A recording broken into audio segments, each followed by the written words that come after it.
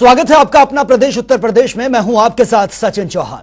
उप मुख्यमंत्री केशव प्रसाद मौर्य आज बाराबंकी में विकसित भारत संकल्प यात्रा में शामिल हुए हैं, जहां पर उन्होंने एक बार फिर से 2024 में बीजेपी की जीत का दावा कर दिया। साथ ही विपक्षी अलायंस पर भी जमकर निशाना साधा है।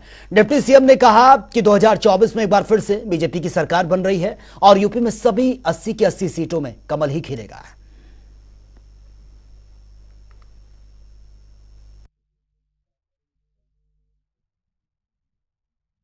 गरीब कल्याण की सभी योजनाओं का, किसान कल्याण की सभी योजनाओं का, नौजवानों के उज्जवल भविष्य की सभी योजनाओं का, गांव में किसी प्रकार की समस्याएं उनके समाधान उनके दृष्टिकोण से, स्वास्थ्य संबंधी अगर किसी समस्या है, स्वास्थ्य संबंधी यहाँ सारा स्टॉल भी लगाया जाता है जिसमें लोग अपनी समस्याएं यहाँ नोट करा सकते हैं।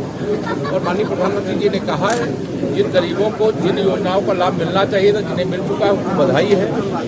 जो बचे हैं उनको भी हम देने का काम करेंगे। यह मोदी जी का वादा है और मोदी जी ने कहा है कि मोदी की गारंटी का मतलब गारंटी की भी गारंटी है। मैं सभी लाभार्थियों को बधाई देता हूँ और हमारी सरकार पूरी पारदर्शिता के साथ काम कर रही है और अच्छे से करेंगे। 2024 में हैट्रिक भी मारेंगे और 2024 में 2014 का रिकॉर्ड तोड़ेंगे, अर्थात जो 80 लोकसभा सीटें सभी 80 लोकसभा सीटें जीतेंगे और घमंडिया गठबंधन का घमंड जनता चूर चूर कर देगी।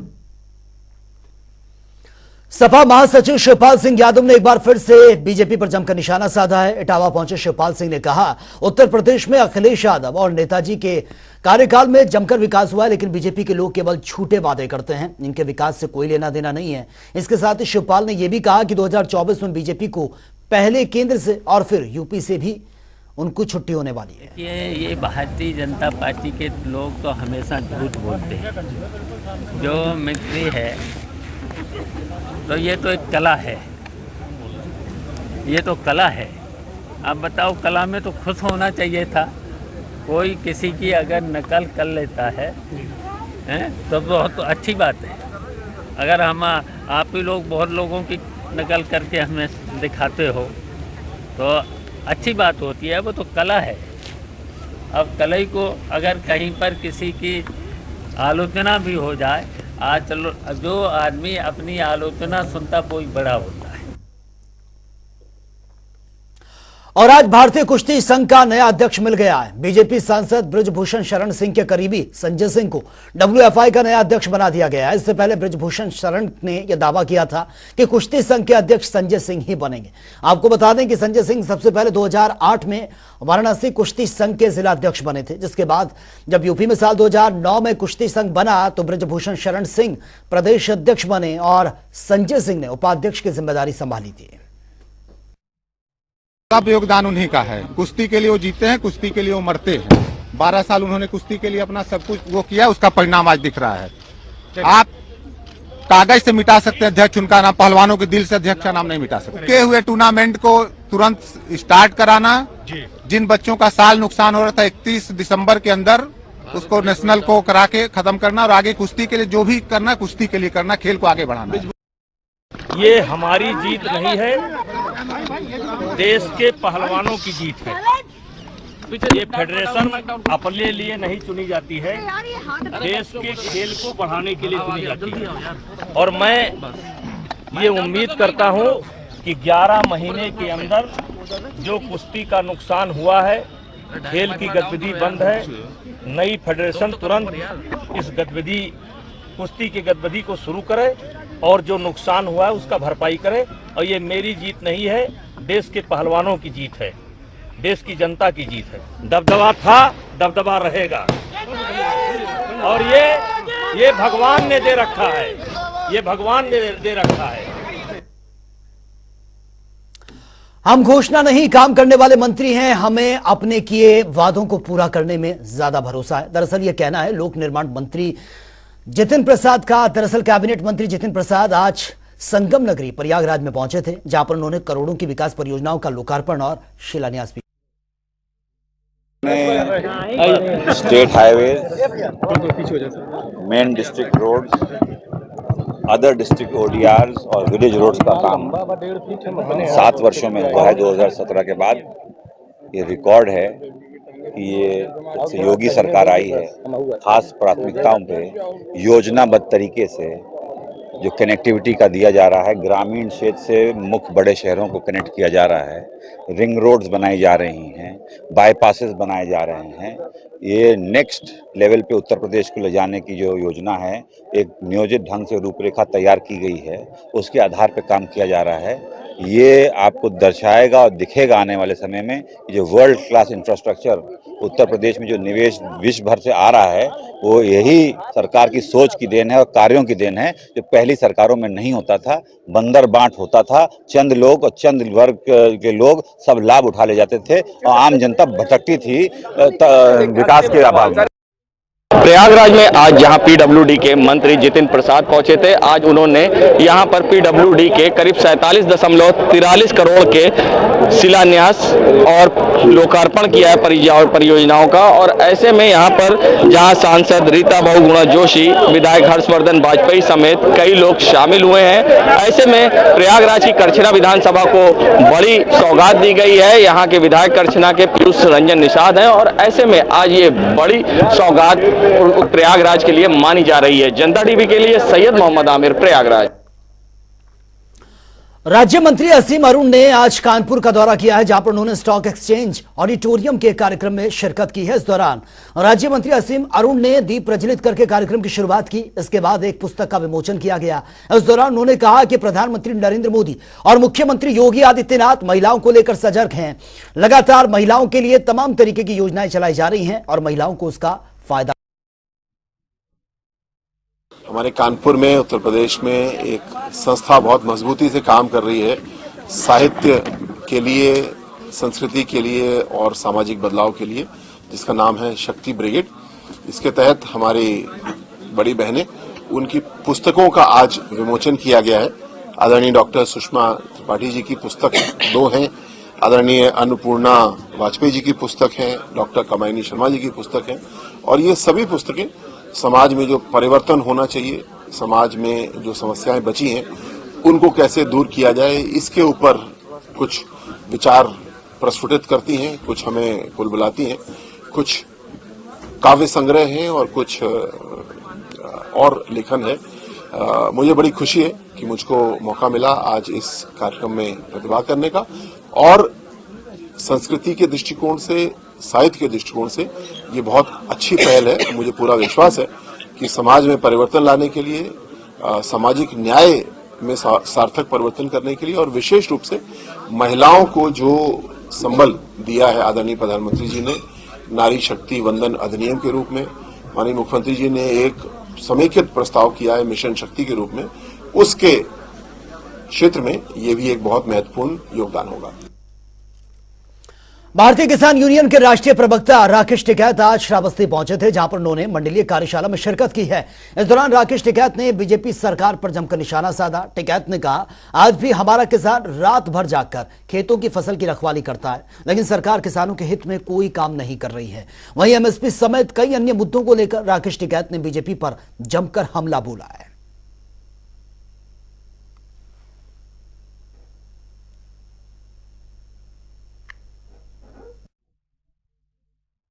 ये तो तानाशाही का चला हुआ है ना देश में। भाई देश में तानाशाही का जो देखना होगा तो भारत में देखा जा सकता है।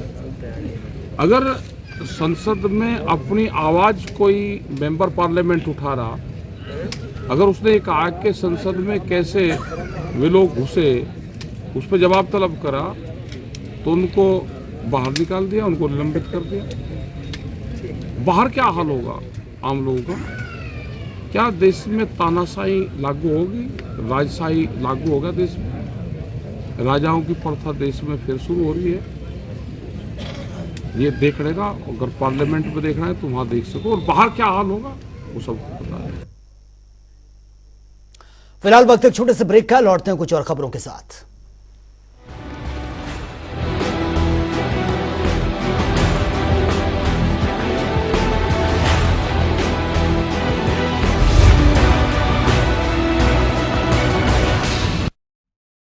डॉक्टर ऑर्थो ऑयल के रेगुलर मसाज से जॉइंट हेल्थी रहते हैं। और अगर प्रॉब्लम बहुत पुरानी है तो डॉक्टर ऑर्थो कैप्सूल्स साथ लेना ना भूलें।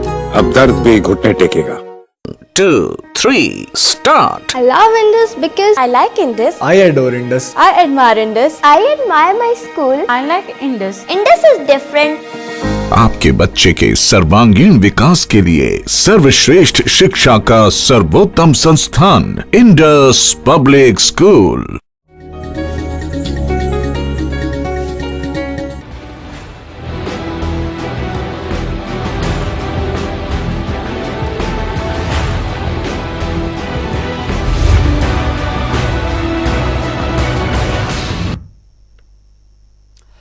कानपुर विकास प्राधिकरण में उस समय हड़कंप मच गया जब केडीए का अतिरिक्त पदभार संभाल रहे डीएम विशाख अय्यर से एक बिल्डर मिलने के लिए पहुंच गया, जहां पर बिल्डर पर डीएम से अभद्रता करने पर उसको गिरफ्तार कर लिया गया है। और जानकारी के मुताबिक गिरफ्तार किए गए शख्स ने केडीए पर जमीन का कब्जा करने का आरोप भी लगा दिया है, जिसे लेकर बिल्डर जिलाधिकारी के पास पहुंचा था।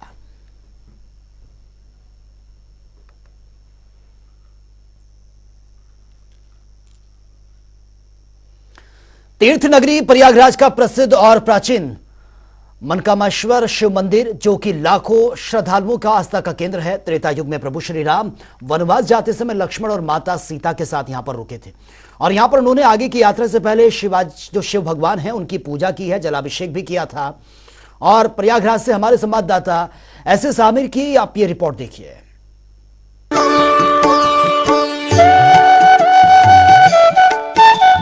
प्रयागराज के हम सबसे पुराने मंदिर मनकामेश्वर पे खड़े हैं। भगवान शिव भोलेनाथ का ये मंदिर है, जहां हम आपको बता दें कि इस मंदिर में सुबह से ही भक्तों की भीड़ होती है।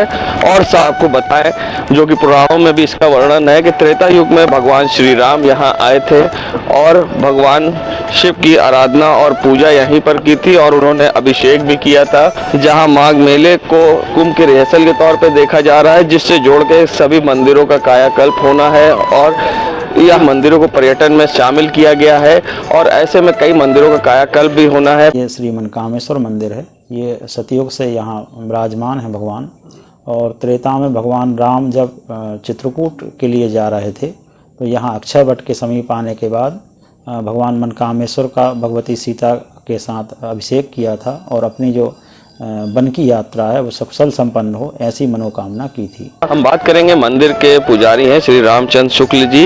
मनकामेश्वर में तो आप जानते हैं कि यहाँ पर मनकामेश्वर में भगवान राम आए और यहाँ पर पूजा किया, पर कोई कार्रवाई नहीं की जा रही है। मेला प्रशासन के लोग आए थे और बताए कि घाट के पर बनेगा, पता चला कि जो है घाट नहीं यहाँ बनने जा रहा है। निर्माण नहीं शुरू हुआ और इनका सबसे बड़ा ये भी आरोप है कि जिस तरह से बात कही जा रही है निर्माण की और कायाकल्प की, मगर मनकामेश्वर में ऐसी कोई सुविधा अभी तक मेला प्रशासन की ओर से नहीं दी जा रही है।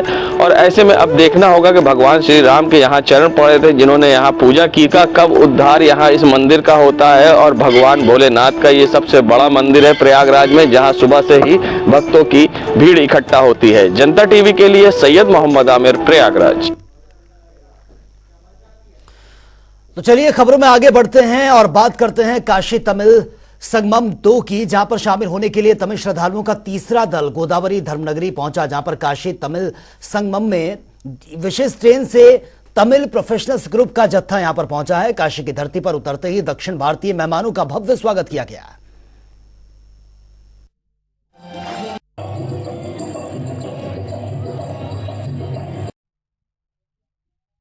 का द्वितीय वर्ष है और लगभग 5,212 यहाँ पर आए थे। हमारे जो विशेष अतिथि हैं तमिलनाडु से आए हुए, और वाराणसी के बाद प्रयागराज और उसके बाद ये तीसरा जो पड़ाव था अयोध्या, यहाँ पर अभी इनका आगमन हुआ है। और ये कल पूरा अयोध्या जो प्रमुख स्थल है, धार्मिक स्थल है, उनका विजिट करेंगे और साथ में उनको यह बताया जाएगा कि यहाँ अयोध्या की जो पौराणिकता है उसके बारे में अवगत कराया जाएगा। कुछ तमिल भाषी भी हमारे साथ हैं जो यहाँ पर सर्विस कर रहे हैं, सीआरपीएफ, उनको भी हमने बुलाया हुआ है, जिससे कि इस भाषा को कम से कम इस जो बैरियर है उसको कम किया जाए। और कहीं ना कहीं ये जो सांस्कृतिक सेतु के लिए एक बहुत ही अच्छी पहल है। मैं इस काशी तमिल संगमम का एक स्टूडेंट डेलीगेट है। काशी और तमिल का एक बंद बहुत डीप है। काशी और रामेश्वरम, काशी और तेनकाशी, काशी और शिवकाशी, वो सब है। अयोध्या में स्टूडेंट डेलीगेट्स आएंगे, वो ग्रैंड वेलकम दिए दिएंगे तो मैं आदरणीय प्रधानमंत्री श्री नरेंद्र मोदी जी को हृदयपूर्वक धन्यवाद दे दूंगा और हमारे मुख्यमंत्री उत्तर प्रदेश के मुख्यमंत्री श्रीमान योगी आदित्यनाथ जी को हृदयपूर्वक धन्यवाद दे दूंगा, वो सबको धन्यवाद दे दूंगा। ये काशी तमिल संगमम तमिल लोगों के ये अच्छी तरफ मौका है, तो मैं बहुत बहुत धन्यवाद देता हूँ। काशी तमिल संगम लास्ट टाइम की तरह ही मोदी जी ने ही किया है। जैसे तमिलनाडु से काफ़ी स्टूडेंट्स मिक्स भी आएंगे, बिजनेसमैन भी होंगे एंड ग्रामीण्स भी आएंगे। तो इस बार हमारे 7th बैच है, जो लास्ट बैच आएगा 13 दिसंबर को वाराणसी, और नियर अबाउट टोटल ये 1500 to 1600 ही हैं, 15 से 16। पहला बैच हमारा है सिर्फ स्टूडेंट का, जिनको गंगा नाम भी दिया गया है। तो इसमें है 212 स्टूडेंट्स हैं, जिसमें 44 गर्ल्स हैं। पहले तो मैं मेरा शुक्रिया देना चाहता हूँ प्राइम मिनिस्टर श्री नरेंद्र मोदी जी से और IRCTC और मिनिस्ट्री ऑफ एजुकेशन से। ये हमें मौका दिया है काशी तमिल संगमम 2.0 के हिस्सा बनने का। काशी तमिल संगमम 2.0 काशी और तमिलनाडु दोनों के कल्चर को मिक्स करता है और हमें दिखाने की इच्छा देता है कि दोनों कल्चर कैसे एक जुड़े हैं और एक श्रेष्ठ एक भारत का कैसा यहाँ एक्चुअल उपयोग किया जा रहा है। और सबसे बड़ी बात यह है कि इस राम जन्मभूमि रामनगरी अयोध्या में 22 जनवरी को रामलला के प्राण प्रतिष्ठा कार्यक्रम को लेकर तैयारियां इस वक्त जोरों शोरों पर हैं। एक तरफ मंदिर निर्माण के कार्य को फाइनल टच देने का काम हो रहा है, तो दूसरी ओर अयोध्या पहुंचने वाले श्रद्धालुओं की संख्या निरंतर बढ़ती जा रही है, जिसको लेकर पहले से ही तैयारियां यहां पर की जा रही हैं। वहीं रामनगरी में रामलला की भव्य प्राण प्रतिष्ठा को लेकर बैठकों का दौर भी जारी है, जिसमें श्रद्धालुओं की सुविधाओं को लेकर विशेष तैयारियां भी की जा रही हैं। 22 जनवरी को संपन्न होने वाले प्राण प्रतिष्ठा कार्यक्रम के लिए आने वाले श्रद्धालु आमंत्रित जन पूज्य संत चरण जो यहाँ आने वाले हैं, उनके जो व्यवस्थाएं हैं, उन व्यवस्थाओं के को सुनिश्चित करने के लिए ये बैठक आज आयोजित की गई थी।